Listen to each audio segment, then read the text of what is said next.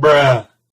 I'm Mr. Panic, your teacher for today, and I have the privilege of demonstrating to you all how to find hoes at rational functions. It's important to note that this method will not work at irrational functions, which solve for imaginary numbers. These result in imaginary hoes. An example of this would be watching questionable anime with the homies. Now, if that floats your boat, I don't judge. But let's say we pull up to a rational function, like this one right here. It may look intimidating at first, but using the process of elimination, we can find the hoes in this crib, no problem.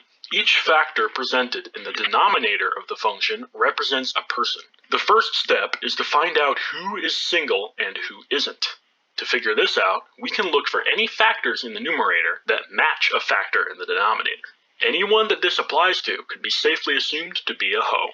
However, any factors that do not have a duplicate in the numerator are asymptotes, which means they are taken or otherwise asexual. Let's say we have these two hoes right here. You'd want to get to know them before you make a decision, right?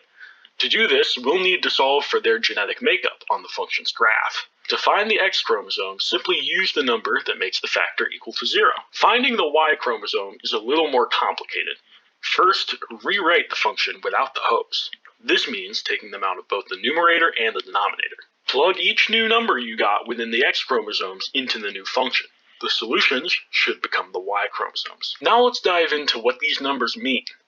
A hoe's X chromosome value determines how attractive they are. One could argue that this can be adequately judged from looks alone, but this can be risky due to possible unpredicted influences. At some functions, it could be too dark to see, or you could be hammered off alcohol and other substances, which could impair your ability to select a suitable partner. In the second example, the hoe is a 6 out of 10. Not bad. We can use the Y chromosome to determine the hoe's sex. This could be an important distinction to make, depending on if you like men or women. Again, I don't judge. A value less than or equal to 0 means the hoe is female, since they lack a Y chromosome. Any positive value determines a male.